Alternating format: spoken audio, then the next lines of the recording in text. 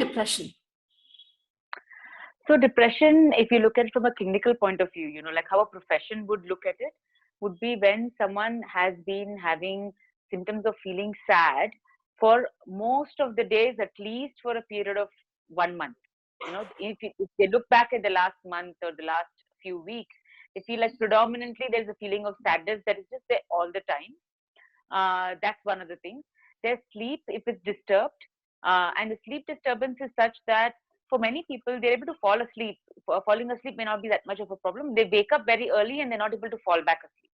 So that is something that is more commonly seen in depression, but it's not necessarily it has to be like that. But sleep disturbance is something that is there.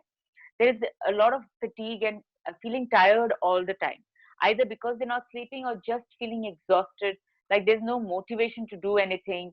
Things so a thing to keep in mind that stands out with depression is things that they previously enjoyed. They don't feel they get any joy out of that anymore, or they don't seem to get any joy out of things around them anymore. They find themselves isolating themselves from their friends, wanting to spend time by themselves all the time. Feeling like if they were to actually be around people, then they might bring others down. So it's better to avoid other people. Also, they might start thinking that things might not change. There's a sense of like doom and gloom, thinking this is how it might always stay. There's a possibility that it is not going to change. It's not going to get any better. So a sense of feeling helpless and a bit hopeless about the future, that can also happen in depression. If it starts getting severe, then it can also have where the appetite can go down. People may not feel like eating. They might lose weight. So these are some of the things to keep. These are the common symptoms. See, someone might be. So there are also atypical symptoms. But these are the common things that someone might see in depression. Right. How common is depression today? So depression in its in this clinical form is quite common. I think. I don't exactly know the kind of figures that are around right now. If you look at but it's probably about 30% of the population, if I'm not mistaken. But there are severe end of depression, which is not as common as the predominant depression that we see around. There are also milder versions of depression that may not present as depression. That gets presented as like someone might be angry a lot, or they might actually use alcohol or drugs to cope with the depression. So it might look like they have an addiction problem, but they might actually have an depressive episode underneath. Right. So is depression curable, or does it just last a lifetime? No, see, actually, depression in its the clinical form that I'm talking about, the depressive disorder, is a time-limited condition. So it doesn't last forever and ever. In its severe form, the way so people usually go through an episode of depression, and the length of the duration of the episode is variable in different people, depending on the circumstances, depending on what kind of support they got. So it can last anywhere between a few months, like 6 months. And then usually if you don't do anything, for many people, it starts resolving to some extent. Okay. So on its own, without intervention, a severe depressive episode moves in some direction, doesn't stay there. Either it gets a lot worse or it gets a little bit better. But what happens if it's not treated is that there are lots of consequences that might happen. So but definitely it's not. So then there are other conditions which are sustained. When someone says I've been depressed all my life, or I've had depression all my life, either it's episodic depression that has not been attended to, and they've had some symptoms. Sometimes it's very bad and then they come out of it, and then they're okay, some things are still staying, then again they crash. So because it's not fully recovered. And then there are other conditions where they have a low depressed mood all the time. But depression in its actual state is a time limited condition. Okay. So let's do a quick comparison. Okay, depression versus sadness. So sadness, especially when it is say appropriate, when something happens that might make you sad. Okay, so something that you're able to recognize that okay, there is sadness. You're able to come out of it. You're able to accept that there is a reason for this sadness. You're able to find ways of coming out of it, and it's not sustained, continuous feeling inside of you all the time. Okay. Depression versus lethargy. So lethargy on its own, if you, again, it needs to be linked to either you've been overworking, physically you've exhausted yourself, or nutritionally you have a deficiency, or so if there needs to be a reason for lethargy. Even simple things like staying indoors all day and not drinking enough water can make us feel a bit lethargic, right? So when you can kind of pinpoint, there is a certain reason for the lethargy, which you're able to overcome by replenishing your nutritional status or exercising or improving your fitness. You might be feeling lethargic all the time, but something may come up, like someone, a friend you like might come and say, hey, let's go and, I don't know, play badminton. And initially the lethargy might still there, but you might perk up and you may be okay. So one is there is a physical cause for lethargy that might be contributing to it, and you might be able to come out of it, and it doesn't last for continuous period of time. So that is just lethargy that you are able to come out of, as opposed to Depression depression, versus sleep. sleep Depression disturbance. versus sleep issues. Yeah. Yes. So see, again, sleep issues, there are so many conditions that can cause sleep issues. So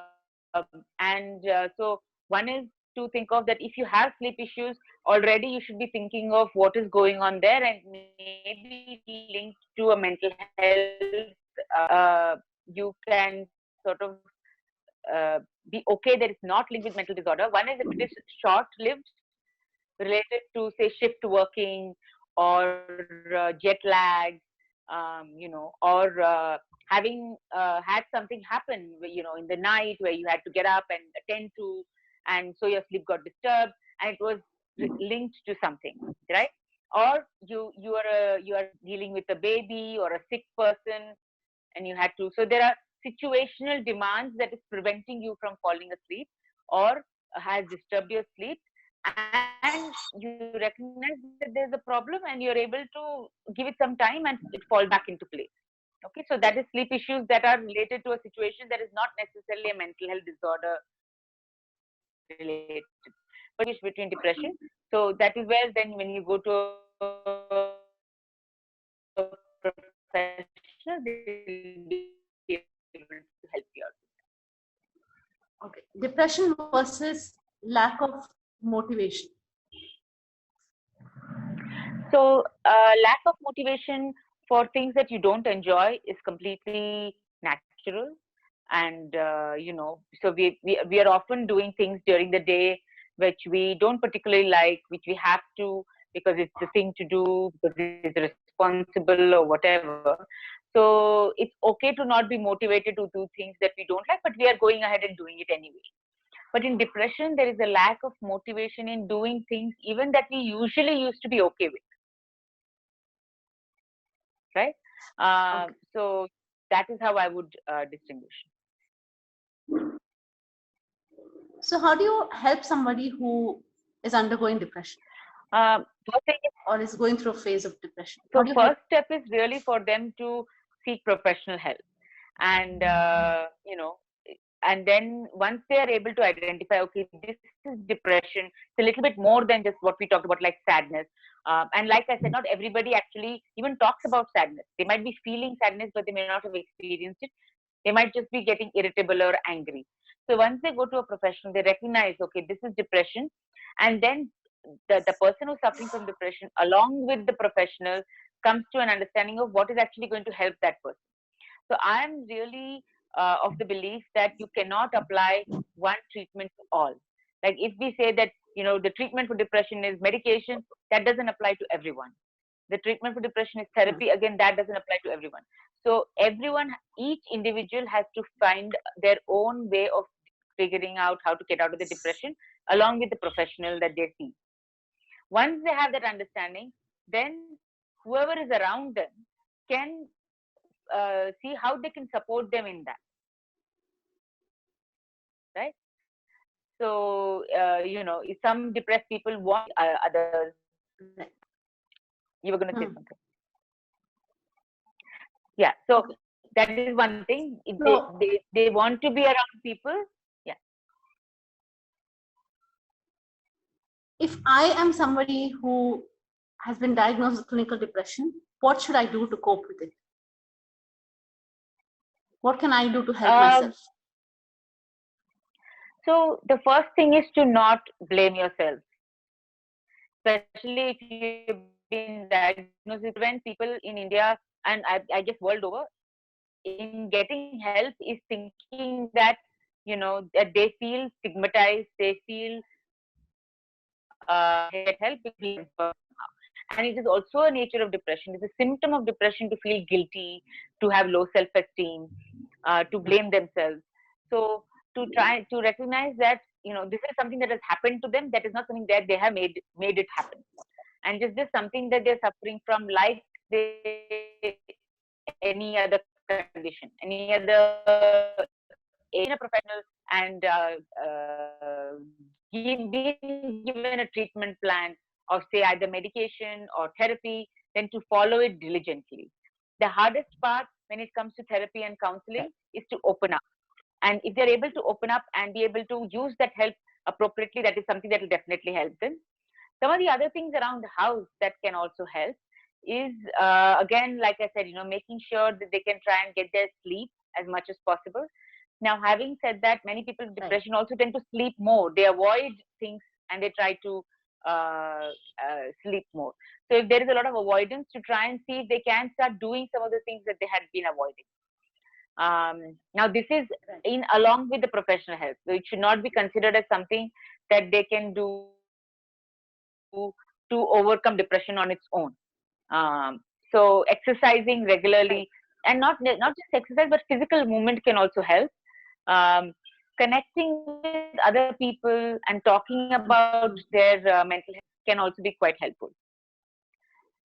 For some people, not exposing themselves to too much negative content can be another thing, especially now when there is so much of negative stuff online that can make someone who's depressed even worse.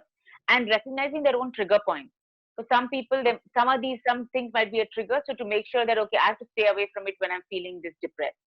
So to recognizing your trigger points and staying away from them, especially when you're depressed, can be quite helpful as well. And not hesitating to tell people, you know, this is what is going to help me. So maybe you can help me in this way. It only happens to people with trauma, addiction, or maybe a troubled life. So this is a very, very common myth, to think that someone only who's had a very troubled life or a big major incident will suffer from mental health issues. But it's not necessary so. Mental health issues or mental disorder can occur as a combination of lots of things. And it can happen to people who've not had any difficulties in the past. It can happen with, say someone with a genetic background. So especially something like depression. So I can give an example of a person who came to me. She had, very supportive family, well educated, and was working in a good job. And she just couldn't understand why she was depressed. There was no family member that she knew who had depression. It just happened to her. So it can happen to anyone. And it's not necessary that only someone who is abusing drugs or being addicted to something or has had a trauma can have a mental health issue. Yeah, that is the myth. Mental health issue means you're crazy. No, that is definitely a very big myth out there, because I think traditionally people would only seek help when they were severely unwell, and then there is a very small percentage of the population that can become really unwell when they lose control with reality. But that is really a small percentage. A lot of us, including people from all kind of backgrounds, can have things like anxiety, stress, depression, and all these come under mental health issues. So it doesn't mean that you're crazy.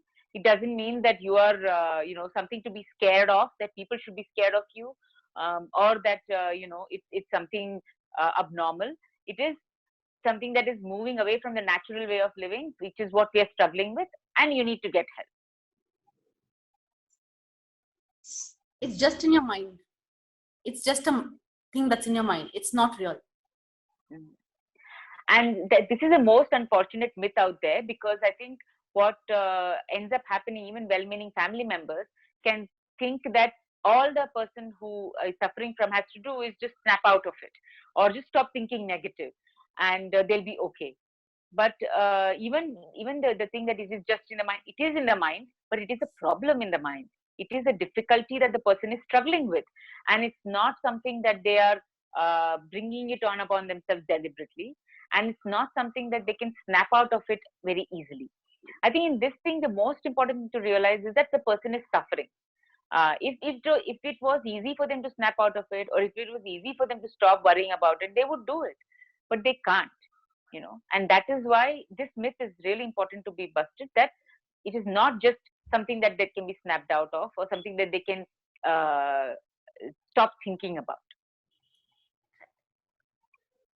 Mental health issues only happen when a person is weak, or it only happens to weak people.